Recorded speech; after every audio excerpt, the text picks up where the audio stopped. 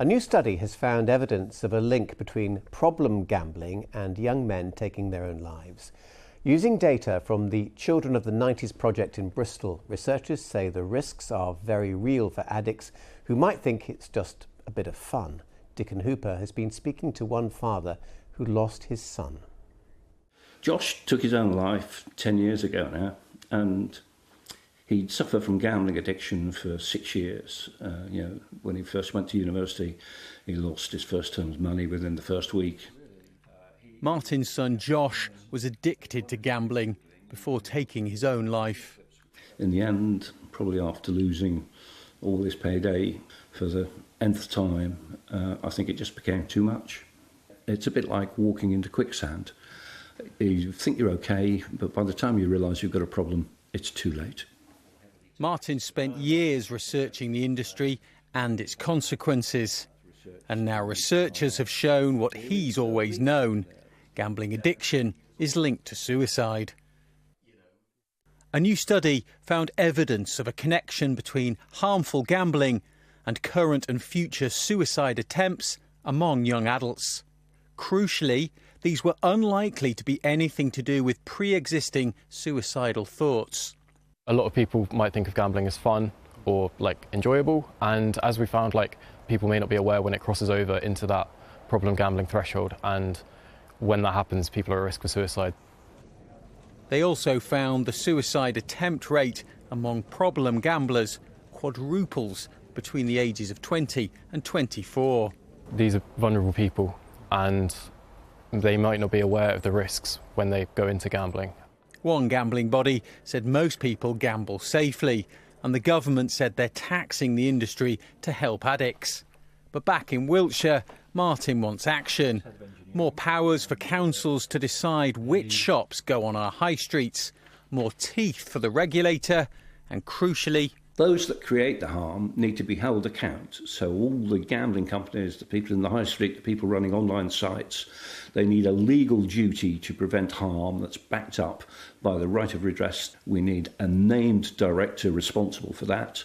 We need real teeth to make them have the commercial incentive to prevent harm, not maximise profits. Dickon Hooper, BBC Points West. Well, this is a very important story, and joining me now is Dr. Philip Newall, who is a world-leading expert in the harm gambling can cause and a lecturer in psychology at the University of Bristol. You're very welcome. First of all, do you agree with Josh's dad, Martin, that the companies that facilitate gambling should do more? Well, I certainly think there needs to be better protections against gambling harms. I think the industry certainly, they haven't shown the ability to do this voluntarily because they simply have no incentive. Effective harm prevention would reduce their profits, so they don't want to reduce their profits. They don't do anything effective. A lot of my research has looked at the voluntary things that the gambling industry does. So, for example, many people might be aware of the "When the fun stops, stop" slogan, which is something the industry did voluntarily.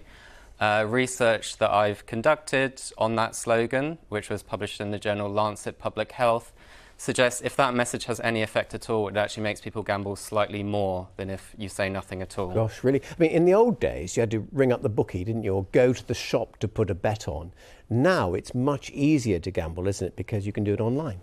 Yes, and there is research showing, lots of international research showing that the more accessible and the more continuous and immersive forms of gambling, such as gambling machines in betting shops, such as online slots, those are the ones most strongly associated with harm.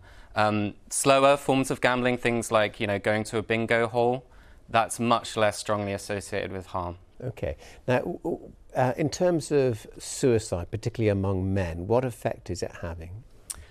So the strongest effect that we see is a quadrupling of suicide attempts, and that was at a follow-up of 4 years. So these are very large increases, and they're also increases that persist for a long time. So it's not something that people get over easily. Okay. What do you call a problem gambler? Is it someone who gambles every day? That's a good question. In research, generally, we try not to use the term problem gambler because it's quite stigmatizing. A lot of people who've been affected by gambling harms don't like it. There are very boring academic ways that we measure this, but crucially the research shows we see the same effects across the full spectrum of gambling harm. So you can see the same suicide increase from a larger number of people who are experiencing a small amount of harms. Why men? It's a very interesting question. Some people would point to biological differences between the sexes. I'm working on some research at the moment which is pointing at more sort of social differences, so norms and expectations that we have in society about how men should be, right? Men are supposed to be strong and risk-taking, and my research suggests that's a factor. And just as an aside, you have personal experience, don't you, from the other side of the spectrum? I do. I'm very much not anti-gambling. Some people in the gambling industry have called me a woke lunatic who's anti-gambling. But I've actually spent more of my life gambling than those people have. I used to be a professional poker player back in the day, so I think that my perspective, it provides one sort of statistical, rational look at gambling, and obviously someone like Martin provides a very different perspective. Really fascinating to talk to you. Thank you so much for coming on the programme. Carry on the research, won't you? Thank you.